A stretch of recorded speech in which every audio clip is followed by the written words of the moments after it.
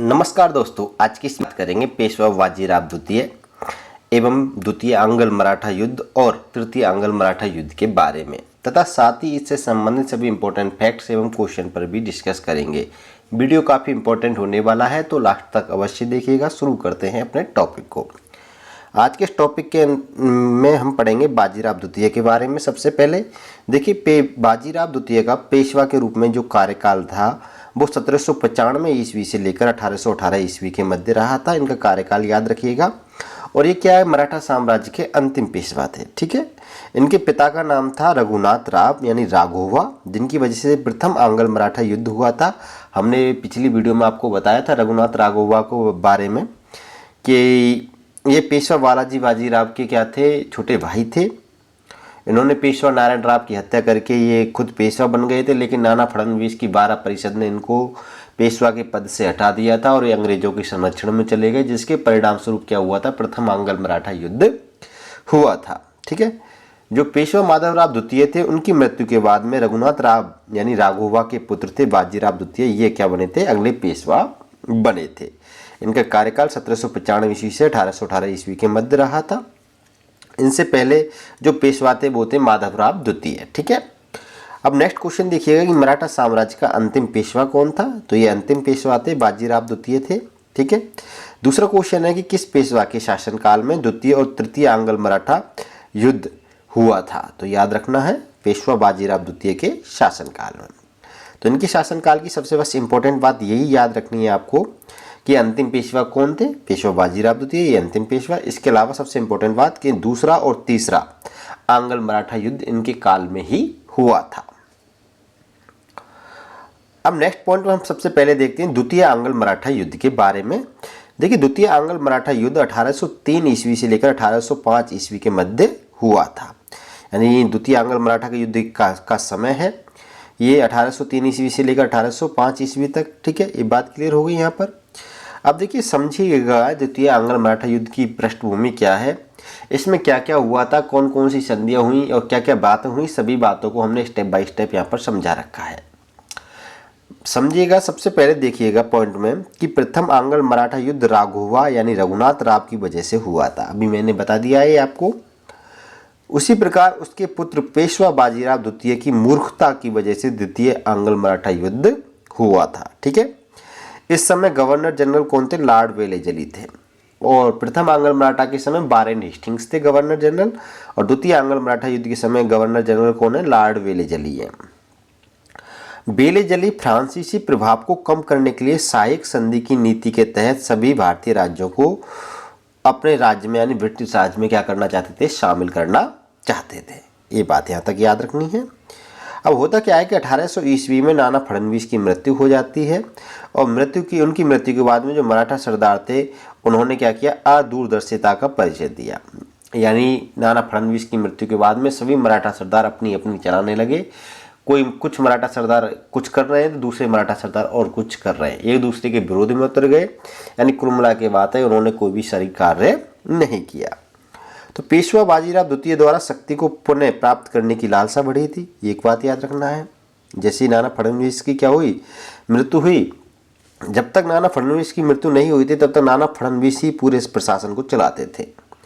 बस ये नाम मात्र के पेशवा थे, 1795 ईस्वी में बने थे। ठीक है, पॉइंट क्लियर। अब नाना फडणवीस की मृत्यु हो गई तो अन्य सरदार भी चाहते थे कि उनका शासन कायम हो। उसी प्रकार पेशवा बाजीराव द्वितीय भी अपनी शक्ति को पुनः क्या है, मजबूत करने की उनके अंदर लालसा बढ़ गई।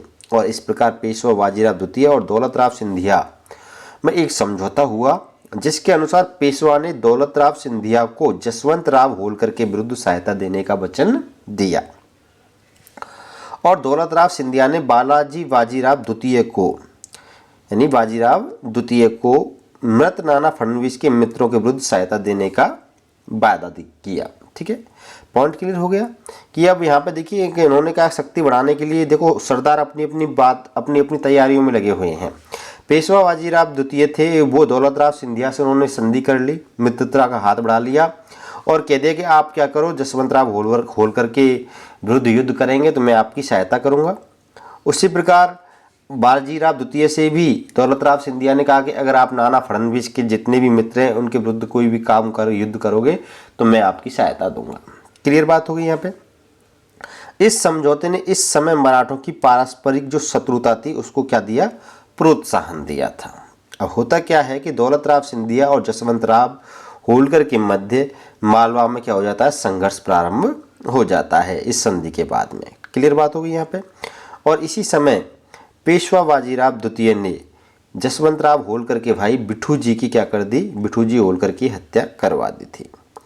अपने भाई की हत्या का बदला लेने के लिए जसवंत राव होलकर ने 25 अक्टूबर 1802 ईस्वी को पेशवा और सिंधिया की संयुक्त सेना को पूना में परास्त कर दिया था और पूना पर अधिकार कर लिया था। ठीक है, जसवंत राव होलकर ने दौलतराव सिंधिया की सेना को भी पराजित किया, बाजीराव द्वितीय की सेना को भी पराजित किया। 25 अक्टूबर 1802 का दिन था और इस दिन जसवंत राव होलकर ने पूना पर अधिकार कर लिया तथा अमृत राव के पुत्र विनायक राव को क्या कर दिया, पेशवा घोषित कर दिया था।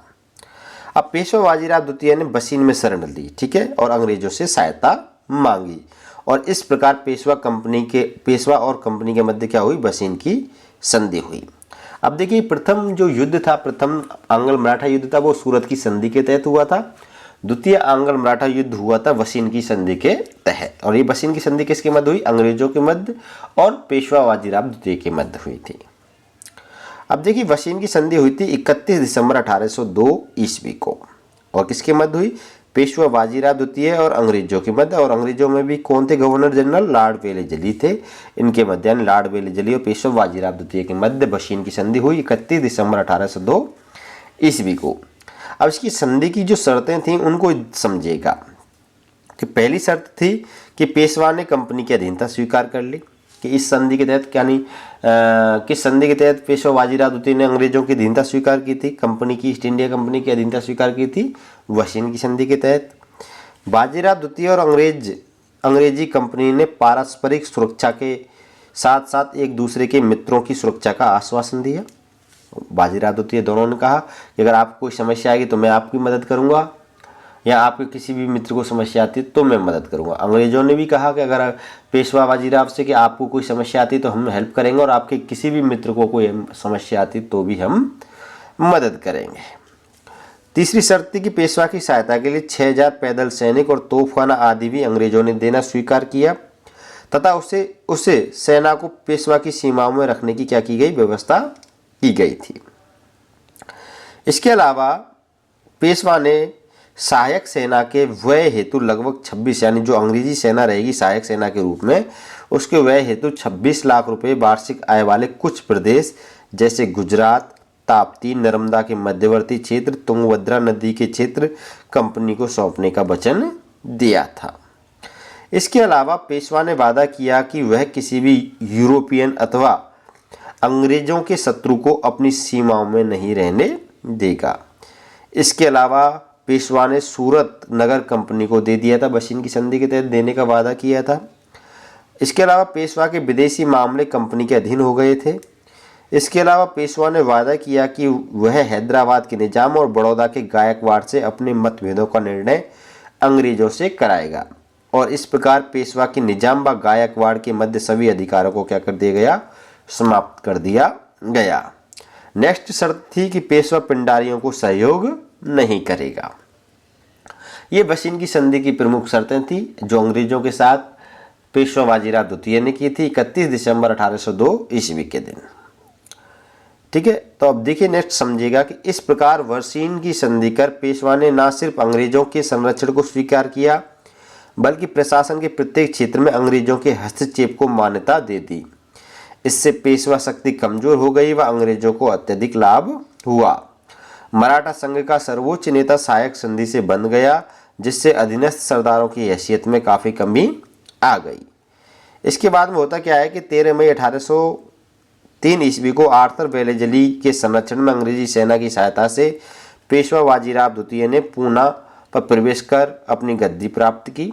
ठीक है, इसके बाद में बसीन की अपमानजनक संधि को दौलतराव सिंधिया और रघुजी भोसले, ये दो मराठा सरदार हैं, ये स्वीकार नहीं कर सके थे और उन्होंने मराठा सरदारों को अंग्रेजों के विरुद्ध संगठित करना आरंभ कर दिया था। यानी इसके बाद में अब होता क्या है कि पेशवा बाजीराव भी संधि से संतुष्ट नहीं था, उसने लाचारीवश यह संधि स्वीकार की थी। उसने भी गुप्त रूप से सभी मराठा सरदारों को पुनः संगठित करना आरंभ कर दिया था। इस प्रकार दौलतराव सिंधिया, रघुजी भोंसले पेशवा बाजीराव द्वितीय से मिल गए, परंतु इस संकट की घड़ी में जसवंतराव होलकर ने उनका साथ नहीं दिया तथा आनंदराव गायकवाड़ भी क्या रहे थे, तटस्थ रहे थे। ठीक है, ये बात याद रखनी है। यानी सभी मराठा सरदार एकजुट नहीं थे, सब अपना अपना राग अपनी अपनी ढपली गा रहे थे। तो याद रखना यहाँ पे जब दौलतराव सिंधिया, रघुजी भोंसले पेशवा बाजीराव के द्वितीय के साथ हुए तो मराठा सरदार जसवंतराव होलकर ने इनका साथ नहीं दिया, आनंदराव गायकवाड़ भी इनके साथ नहीं रहे, तटस्थ रहे थे। इस प्रकार क्या होता है, द्वितीय आंग्ल मराठा युद्ध का प्रारंभ हो जाता है।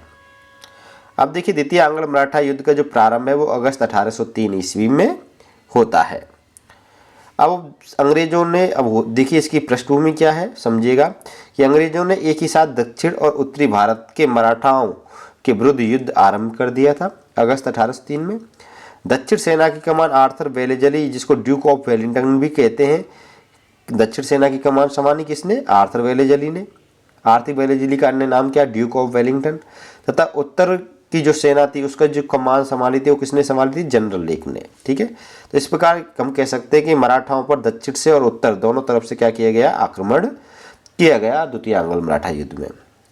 अब देखिए इस युद्ध के आरंभ होते ही सबसे पहले होता है अरगांव का युद्ध। क्या होता है, अरगांव का युद्ध होता है। ये युद्ध होता है 1803 ईस्वी में। इस युद्ध में आर्थर वेलेजली और रघुजी भोंसले के मध्य ये युद्ध होता है और इस युद्ध में रघुजी भोंसले की क्या हो जाती है, हार हो जाती है और अंग्रेजों ने उससे क्या की, देवगांव की संधि की। कौन सी संधि की थी, देवगांव की संधि की, अरगांव के युद्ध में हारने के बाद में। किससे की थी, रघुजी भोंसले से, ये बात याद रखनी है। अब देवगांव की संधि किसके मध्य हुई, रघुजी भोंसले एवं अंग्रेजों के मध्य हुई थी, यानी वेलेजली के मध्य हुई थी, आर्थर वेलेजली, लॉर्ड वेलेजली के मध्य हुई थी देवगांव की संधि और ये हुई थी 17 दिसंबर 1803 ईस्वी को। संधि की प्रमुख शर्तें क्या थी, उनको देख लीजिए कि कटक, बालासोर, अहमदनगर का दुर्ग, भड़ौच और बड़धा का क्षेत्र अंग्रेजों को छोड़ देना होगा रघुजी भोंसले को। मद्रास तथा बंगाल प्रेसिडेंसियों को मिलाने के लिए पूर्वी समुद्री किनारे को कंपनी के अधिकार में देना होगा रघुजी भोंसले को। इसके अलावा अपनी सेवा में सभी विदेशियों को निकाल देना होगा।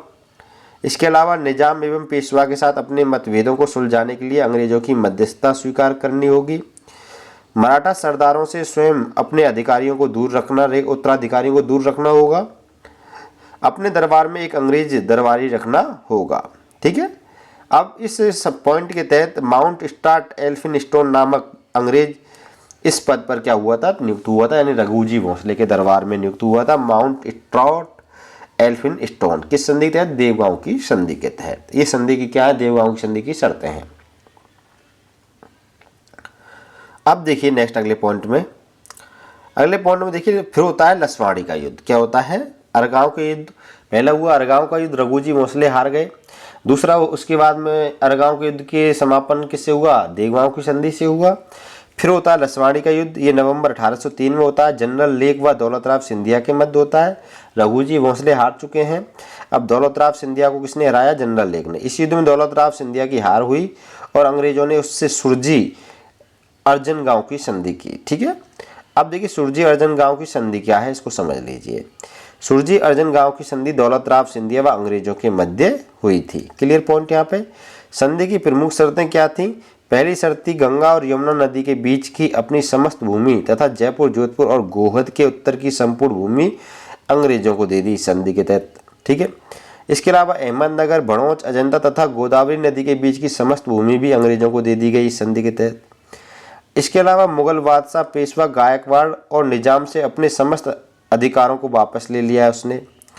इसके अलावा नेक्स्ट शर्त थी कि किसी भी यूरोपियन, अमेरिकन या अंग्रेजों के शत्रु या राज्य के व्यक्ति को अंग्रेजों की स्वीकृति के बिना अपनी सीमाओं में ना रखने का वादा किया। इसके अलावा अपने यहाँ एक अंग्रेज रेजिडेंट रखना स्वीकार किया। उसके यहाँ पर प्रथम अंग्रेज रेजिडेंट मेजर मालकम को नियुक्त किया गया था, यानी प्रथम अंग्रेज जो इसके दरबार में रखा गया था वो कौन थे, मेजर मालकम थे। और लास्ट में क्या है कि जो वसीम की संधि हुई थी किसके मध्य, पेशवा बाजीराव द्वितीय के मध्य हुई थी, उसको भी स्वीकार कर लिया था दौलतराव सिंधिया ने, क्योंकि दौलतराव सिंधिया ने यह संधि स्वीकार नहीं की थी। तो सुरजी अर्जन गांव की संधि के तहत बसिन की संधि को भी दौलतराव सिंधिया ने स्वीकार किया था। इसके अलावा एक और संधि होती है जिसको हम कहते हैं बुरहानपुर की सहायक संधि, और इस 27 फरवरी 1804 ईस्वी को होती है। ये भी दौलतराव सिंधिया और अंग्रेजों के मध्य होती है। इस संधि के अनुसार दौलतराव सिंधिया ने अंग्रेजों से किसी भी युद्ध के अवसर पर सहायता पाने और उन्हें सहायता देने का आश्वासन प्राप्त किया तथा दिया था। क्लियर पॉइंट यहाँ पे। अब लास्ट युद्ध देखिए, अगला युद्ध फिर होता है मुकंदरा यानी राजस्थान का युद्ध, यानी राजस्थान में एक मुकंदरा नामक जगह है, उस पर युद्ध होता है 1804 ईस्वी में। और इस युद्ध में आपको समझिएगा कि मुकंदरा के युद्ध में ये बहुत ही इंपॉर्टेंट युद्ध है। मुकंदरा का युद्ध एग्जाम्स में बहुत पूछा जाता है, स्टार लगा लीजिएगा। 1804 ईस्वी में हुआ, जसवंत राव होलकर और कर्नल मॉनसन के बीच में हुआ था। ठीक है, हमने देखा इससे पहले पढ़ा था आरगांव का युद्ध, आर्थर बेलेजली और रघुजी भोसले के मध्य हुआ। दूसरा पढ़ा लसवाड़ी का युद्ध जो जनरल लेक बा दौलतराव सिंधिया के मध्य, यानी दौलतराव सिंधिया और रघुजी भोसले हार गए। क्लियर।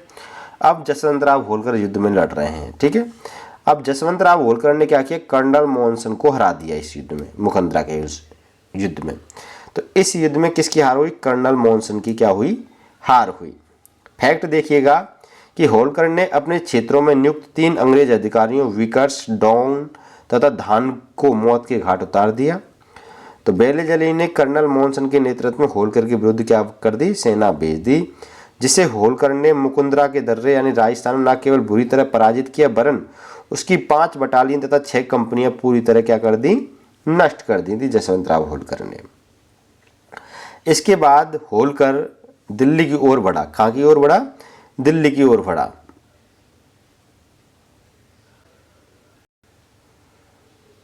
लेकिन कर्नल लेक ने डी के युद्ध में और पुनः फर्रुखाबाद के युद्ध में होलकर को क्या कर दिया, पराजित कर दिया।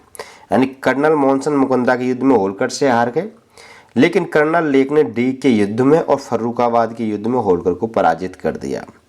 जसवंत राव होलकर ने अपने मित्र भरतपुर के जाट राजा रणजीत सिंह के यहाँ पे काली फिर शरण ली, जिसके कारण जनरल लेक ने 9 से 21 फरवरी 1805 ईस्वी के मध्य भरतपुर दुर्ग को जीतने के लिए उस पर 4 बार आक्रमण किया। कितनी बार आक्रमण किया, 4 बार आक्रमण किया, किंतु वे भरतपुर पर अधिकार नहीं कर पाया था। जाटों व मराठों की वीरता से वह सहस्त्रों अंग्रेज सैनिक मारे जाने से अंग्रेजों का मनोबल टूट गया व कंपनी का प्रशासन भी हिल गया। ठीक है, जनरल लेक ने 4 बार भरतपुर को जीतने की कोशिश की, लेकिन जाट और मराठों ने मिलकर अंग्रेजों को अच्छी मात दी, सैकड़ों अंग्रेज मारे गए। इससे अंग्रेजी सेना का मनोबल टूट गया, गवर्नर जनरल का भी मनोबल टूट गया। अब होता क्या है कि 1805 में कार्नवालिस को पुनः भेजा गया। किसको भेजा गया, कार्नवालिस को भेजा गया पुनः, लेकिन शीघ्र ही उसकी मृत्यु हो गई। इसी वर्ष उसका उत्तराधिकारी जॉर्ज वोलो ने भी मराठों के साथ शांति एवं मैत्री की नीति अपनाने का निश्चय किया। ठीक है, पहले कौन थे, आर्थर बेलेजली, जनरल लेक के बाद कार्नवालिस और जॉर्ज वोलो। अब वर्तमान में कौन आ गए हैं, गवर्नर जनरल कौन है, जॉर्ज वोलो हैं। लेकिन जॉर्ज वोलो ने क्या किया, मराठों के साथ शांति एवं मैत्री की नीति अपनाने का निश्चय किया। नवंबर 1805 में सिंधिया से नई संधि की गई, जिसके अनुसार चंबल नदी को दोनों की सीमा मान लिया गया। होलकर से संघर्ष अनिर्णित रहा, लेकिन इससे इसकी शक्ति क्या हो गई थी, कम हो गई थी। अब होती है राजापुर घाट की संधि। ठीक है, और ये जनवरी 1806 ईस्वी में होती है। जसवंत राव होलकर व अंग्रेजों के मध्य होती है। अंग्रेजों में किससे, जॉर्ज वार्लो से होती है राजापुर घाट की संधि। इस संधि के तहत चंबल का जो उत्तरी क्षेत्र है व बुंदेलखंड का क्षेत्र कंपनी को दे दिया गया। इस संधि से द्वितीय आंग्ल मराठा युद्ध का क्या हुआ, समापन हुआ था। ये बात भी याद रखनी है। क्वेश्चन पूछा जाता है कि द्वितीय आंग्ल मराठा युद्ध का समापन किस संधि से हुआ था, तो याद रखना है राजापुर घाट की संधि से हुआ था। अब कुछ इंपॉर्टेंट क्वेश्चन है द्वितीय आंग्ल मराठा युद्ध से संबंधित, उनको देखिएगा कि लॉर्ड वेलेजली की सहायक संधि स्वीकार करने वाला पेशवा कौन था, तो याद रखना है बाजीराव द्वितीय था। बसिन की संधि के द्वारा इसने लॉर्ड वेलेजली की क्या है, सहायक संधि स्वीकार की थी। अगला क्वेश्चन है कि किस इतिहासकार ने बसिन की संधि के विषय में कहा है कि कंपनी को प्रत्यक्ष या अप्रत्यक्ष रूप से इस संधि के तहत भारत का साम्राज्य मिल गया था, तो याद रखना सिडनी ओवन ने यह बात कही है। अगला क्वेश्चन है कि किस इतिहासकार ने कहा है कि वसीन की संधि मराठा महत्वाकांक्षाओं की मृत्यु का प्रमाण पत्र थी? तो याद रखना ये बात कही थी पीई रॉबर्ट ने। अगला क्वेश्चन है कि किस इतिहासकार ने कहा कि वसीन की संधि ने शिवाजी महाराज द्वारा स्थापित मराठों की स्वतंत्रता का क्या कर दिया? अंत कर दिया था? तो याद रखना ये बात कही है सरदेसाई ने। किसने कही है? सरदेसाई ने। अगला क्वेश्चन है कि वसीन की संधि में किसकी हानि हुई थी? तो याद रखना वसीन की संधि में मराठों की हानि हुई थी। किसकी हानि हुई थी? मराठों की हानि हुई थी। अगला क्वेश्चन है कि किस संधि के परिणाम स्वरूप मराठे अपनी स्वतंत्रता से सचमुच वंचित हो गए थे? तो याद रखना है वसीन की संधि के तहत मराठे अपनी स्वतंत्रता से क्या हो गए? सचमुच में वंचित हो गए थे। अगला क्वेश्चन है कि मुनरो ने किस युद्ध के बारे में लिखा था कि अब हम पूर्णतः भारत के स्वामी बन गए हैं। यदि हम अपनी इस उपलब्धि को सुदृढ़ बनाने का प्रयास करें तो कोई भी शक्ति हमें हिला नहीं सकती। ये बात कही थी कर्नल मुनरो ने द्वितीय आंग्ल मराठा युद्ध के विषय में। अगला क्वेश्चन है कि द्वितीय आंग्ल मराठा युद्ध का समापन किस संधि के द्वारा हुआ था? इसका सही आंसर है राजापुर घाट की संधि के द्वारा हुआ था। अगला वो क्वेश्चन है किस युद्ध के दौरान मुकुंदरा का युद्ध लड़ा गया था? तो याद रखना है द्वितीय आंग्ल मराठा के युद्ध के तहत मुकुंदरा का युद्ध हुआ जसवंत राव होलकर व कर्नल मोहनसन के मध्य। कर्नल मोहनसन इस युद्ध में हार गए थे। अगला क्वेश्चन है कि किस मराठा सरदार ने अंतिम पेशवा बाजीराव द्वितीय को पराजित किया था? तो याद रखना है जसवंत राव होलकर ने किया था। मैंने स्टार्टिंग में बता दिया क्योंकि उन्होंने जसवंत राव होलकर ने क्यों किया इनको? क्योंकि उन्होंने जसवंत राव होलकर के भाई बिट्ठू होलकर की क्या कर दी थी? बाजीराव द्वितीय ने हत्या कर दी थी। इसके परिणाम स्वरूप जसवंत राव होलकर ने पुणे पर आक्रमण करके पुणे पर अपना अधिकार कर लिया था। पेशवा को अंग्रेजों की शरण में जाना पड़ा था। अगला क्वेश्चन है द्वितीय आंग्ल मराठा युद्ध कितने चरणों में हुआ था? तो इसका सही आंसर है 2 चरणों में हुआ था। फर्स्ट चरण 1802 से लेकर 1804 ईस्वी के मध्य और दूसरा चरण 1804 से 1806 ईस्वी के मध्य, यानी 2 चरणों में द्वितीय आंग्ल मराठा युद्ध संपन्न हुआ था। अगला क्वेश्चन है कि कौन सी संधि मराठों के लिए एक राष्ट्रीय अपमान थी? तो इसका सही आंसर है वसीन की संधि। अगला क्वेश्चन है कि द्वितीय आंग्ल मराठा संघर्ष के दौरान कितने गवर्नर जनरल का कार्यकाल रहा? तो इसका सही आंसर 3 गवर्नर जनरल रहे थे द्वितीय आंग्ल मराठा युद्ध के समय। पहले हैं लॉर्ड वेलेजरी, दूसरे लॉर्ड कॉर्नवालिस, फिर थर्ड है जॉर्ज बोरलो। क्लियर पॉइंट यहाँ पे। अब हम बात करते हैं तृतीय आंग्ल मराठा युद्ध के बारे में। देखिए तृतीय आंग्ल मराठा युद्ध की पृष्ठभूमि क्या है वो सबसे पहले समझिएगा कि बंगाल के गवर्नर जनरल लॉर्ड हेस्टिंग्स का पिंडारियों को दमन तृतीय आंग्ल मराठा युद्ध का क्या बना? कारण बना। क्लियर पॉइंट यहाँ पे। वारेन हेस्टिंग्स प्रथम आंग्ल मराठा युद्ध, द्वितीय आंग्ल मराठा युद्ध लॉर्ड वेलेजली और तृतीय आंग्ल मराठा युद्ध में कौन है? लॉर्ड हेस्टिंग्स हैं। ठीक है। अब तृतीय आंग्ल मराठा युद्ध का प्रमुख कारण क्या था? पिंडारियों का दमन। ये इस कारण से क्या है? तृतीय आंग्ल मराठा युद्ध प्रारंभ हुआ था। अंग्रेजों ने मराठाओं पर आरोप लगाया कि उनके प्रोत्साहन से पिंडारी अंग्रेजी क्षेत्र पर क्या करते हैं? आक्रमण करते हैं और उसे लूटते हैं। ठीक है। तो याद रखना पिंडारी कौन थे? अब सबसे पहले मन में हमारे प्रश्न आता है कि भाई ये पिंडारी है कौन है? तो याद रखना बहुत ही भोले, बहुत ही अच्छे व्यक्ति थे उस समय के कि पिंडारियों का सर्वप्रथम उल्लेख 1789 ईस्वी में संभाजी महाराज पर हुए मुगल आक्रमण के दौरान मिलता है। ठीक है। देखिए पिंडारी क्या है? लूटपाट करने वाले व्यक्ति थे, उनके बारे में याद रखना है। बोले तो नहीं थे, ये लूटपाट करने वाली एक जाति थी उस समय। और पिंडारियों के ऊपर आपने एक मूवी भी देखी है, वीर मूवी बनी है, याद रखना है आपको। सलमान खान की मूवी है, पिंडारियों के ऊपर ही है ये। तो पिंडारी का सबसे पहले उल्लेख कब मिलता है? 1789 ईस्वी में संभाजी महाराज पर हुए मुगल आक्रमण के दौरान मिलता है। अब होता क्या है कि पिंडारियों का अब मराठाओं से क्या संबंध है उसके बारे में समझिएगा कि बाजीराव प्रथम के समय ये अवैतनिक रूप से मराठाओं को क्या करते थे? लूटपाट में साथ देते थे। ठीक है। अवैतनिक रूप से उस लूट के माल में से इनको हिस्सा मिलता था। इनको कोई वेतन नहीं मिलता था, केवल लूट के माल में से हिस्सा मिलता था जो इनकी जीविका का क्या था? मुख्य आधार था। जॉन मेलकम ने पिंडारियों को मराठा सेना के साथ चलने वाले शिकारी कुत्ते कहा है। ठीक है। तो याद रखना है कि किसने पिंडारियों को मराठा सेना के साथ चलने वाले शिकारी कुत्ते कहा था? तो जॉन मेलकम ने कहा था। क्लियर बात हो गई। अब पिंडारियों की जो दमन का श्रेय वो लॉर्ड हेस्टिंग्स को है। किसको है? लॉर्ड हेस्टिंग्स को है। लॉर्ड हेस्टिंग्स ने पिंडारियों का दमन किया था। क्लियर बात हो गई। तो लॉर्ड हेस्टिंग्स ने पिंडारियों के जो नेता थे प्रमुख रूप से चीतू, वासिल, मोहम्मद करीम खां और अमीर खां, इनके विरुद्ध क्या किया था? संघर्ष किया था, इनका दमन किया था। अब इसके अलावा कि लॉर्ड हेस्टिंग्स ने पिंडारियों के दमन की दूसरी जो कमान थी उसका कार्यभार सर हिस्लोप को सौंपा था और पहली कमान का कार्यभार खुद ने रखा था। याद रखना, इसने अपनी सेना को 2 कमानों में बांटा पिंडारियों दमन के लिए। पहली कमान का नेतृत्व खुद ने किया लॉर्ड हेस्टिंग्स ने और दूसरी जो कमान थी उसका जो कार्यभार है वो सर हिस्लोप नामक गवर्नर जनरल को सौंपा, अंग्रेज अधिकारी को सौंपा और इन दोनों ने मिलकर क्या किया? पिंडारियों का दमन किया। इन पिंडारियों के दमन की वजह से ही दूसरा आंग्ल मराठा युद्ध प्रारंभ हुआ। तृतीय आंग्ल मराठा युद्ध क्या हुआ था? तीसरा प्रारंभ हुआ था। अब देखिए तीसरे आंग्ल मराठा युद्ध में होने वाली संधियां कौन कौन सी थी? तो याद रखना है कि तीसरे आंग्ल मराठा युद्ध में होने वाली जो प्रमुख संधियां हैं उनमें से सबसे पहली संधि नागपुर की संधि। ये 27 मई 1816 ईस्वी को हुई थी लॉर्ड हेस्टिंग्स व अप्पाजी भोंसले के मध्य। दूसरी संधि हुई थी पूना की संधि। ये 13 जून 1817 ईस्वी को हुई थी लॉर्ड हेस्टिंग्स व बाजीराव द्वितीय के मध्य।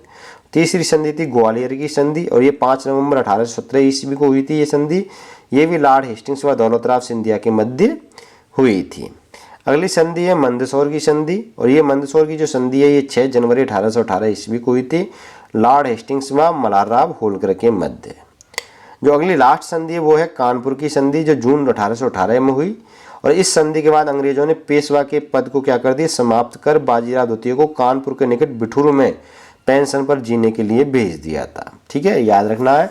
तो पेशवा, अंग्रेजों ने पेशवा बाजीराव को पेंशनर के रूप में कहाँ भेजा था? बिठूर में भेजा था। किस संधि के तहत अंग्रेजों ने पेशवा का पद समाप्त कर दिया था? बिल्कुल ही कानपुर की संधि के तहत। पेशवा का पद कब समाप्त किया था अंग्रेजों ने? जून 1818 ईस्वी में। अब देखिए प्रारंभ की जो ये 3 संधियां थी उनके उल्लंघन के बाद में फिर युद्ध होते हैं जिनमें अष्टिया क्रिकी का युद्ध होता है। इस अष्टिया क्रिकी के युद्ध में पेशवा बाजीराव द्वितीय को अंग्रेज हरा देते हैं। शीतलवाड़ी के युद्ध में अप्पाजी भोंसले को अंग्रेज फिर से हरा देते हैं और महिदपुर के युद्ध में मल्हारराव होलकर को अंग्रेज फिर से हरा देते हैं। 1818 ईस्वी में पुणे को अंग्रेजी राज में क्या कर लिया जाता है? ब्रिटिश साम्राज्य में शामिल कर लिया जाता है। सर जॉन मेलकम के सामने पेशवा बाजीराव द्वितीय क्या कर देते हैं? आत्मसमर्पण कर देते हैं और अंग्रेजों ने पेशवा का पद क्या कर देते हैं? अंग्रेज समाप्त कर देते हैं और उसे 8 लाख रुपए वार्षिक पेंशन देकर कानपुर के निकट बिठूर भेज देते हैं। तो याद रखना है अंग्रेजों का पेंशनर बनने वाला मराठा कौन था? तो याद रखना पेशवा बाजीराव द्वितीय थे। इनको 8 लाख पेंशन, वार्षिक पेंशन के बदले क्या भेज दिया? कानपुर बिठूर भेज दिया और पुणे पर किसने अधिकार कर लिया? अंग्रेजों ने अधिकार कर लिया था। तो अगला पॉइंट है कि पेशवा बाजीराव द्वितीय का जो दत्तक पुत्र था वो था नाना साहेब। ठीक है, जिसका मूल नाम क्या था? धोंदू पंत था, जिसने आगे चलकर 1857 क्रांति में अपनी महत्वपूर्ण भूमिका निभाई थी। अंग्रेजों ने सतारा को एक छोटा सा राज्य बना दिया और मराठों की संतुष्टि हेतु इसको शिवाजी के वंशज प्रताप सिंह के क्या कर दिया? अधीन कर दिया था। अब कुछ इंपॉर्टेंट क्वेश्चन है उनको देख लीजिए कि किस संधि के द्वारा पेशवा बाजीराव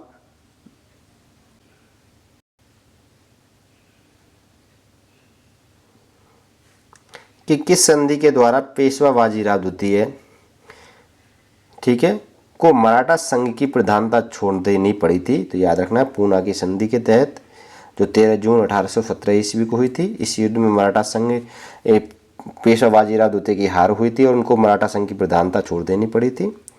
इसके बाद में अंग्रेजों द्वारा पेशवा प्रथा यानी किस पेशवा के काल में समाप्त की गई थी? तो बाजीराव द्वितीय के काल में की गई थी। पेशवाई को कब समाप्त किया गया था? जून 1818 ईस्वी में समाप्त कर दिया गया था पेशवा प्रथा को, यानी पेशवा का जो पद था वो जून 1818 में फाइनली समाप्त कर दिया गया। अगला है कि तृतीय आंग्ल मराठा युद्ध में किस मराठा शक्ति ने कोई भी भाग नहीं लिया था? तो याद रखना है गायकवाड़ ने इसमें कोई भी भाग नहीं लिया था। अगला है कि किस मराठा राज्य ने सबसे अंत में अंग्रेजों से सहायक संधि स्वीकार की थी? तो सबसे अंत में अंग्रेजों की सहायक संधि स्वीकार की थी होलकर ने, जसवंतराव होलकर ने। अगला कि किस ब्रिटिश शासक ने अंतिम रूप से मराठों को पराजित किया था? तो सही आंसर है लॉर्ड हेस्टिंग्स ने। अगला क्वेश्चन है कि 2 मराठा सरदार जो लगातार एक दूसरे के शत्रु बने रहे कौन थे? तो याद रखना, जसवंतराव होलकर और दौलतराव सिंधिया, ये दोनों मराठा सरदार एक दूसरे के कट्टर शत्रु थे। ठीक है। अगला है कि किर्की की लड़ाई किस युद्ध के दौरान लड़ी गई थी? तो किर्की की लड़ाई मैंने अभी बताया है, तृतीय आंग्ल मराठा युद्ध के दौरान लड़ी गई थी, जिसमें अंग्रेजों ने पेशवा को हराया था। अगला है कि तृतीय आंग्ल मराठा युद्ध 1817 से 18 ईस्वी के दौरान हुई सबसे अंतिम संधि कौन सी थी? तो याद रखना, सबसे अंतिम संधि थी कानपुर की संधि, जून 1818 ईस्वी में हुई थी। अगला क्वेश्चन है कि किर्की का युद्ध कब हुआ था? तो याद रखना, किर्की का युद्ध हुआ था 5 नवंबर 1817 ईस्वी को।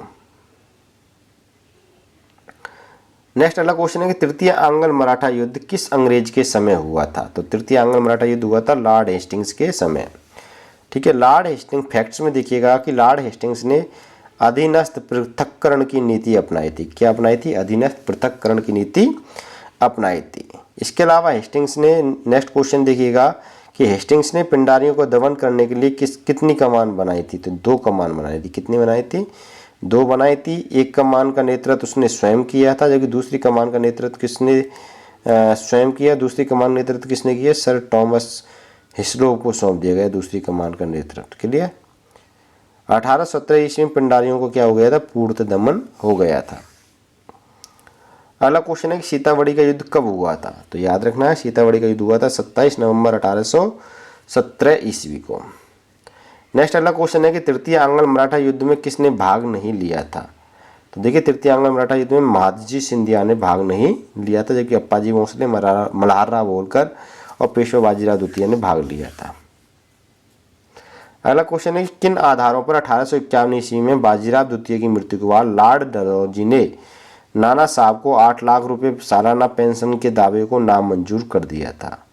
तो इसका सही आंसर है कि नाना साहब बाजीराव द्वितीय क्या नहीं था? लड़का नहीं था। एक तो पहला कारण तो यही था।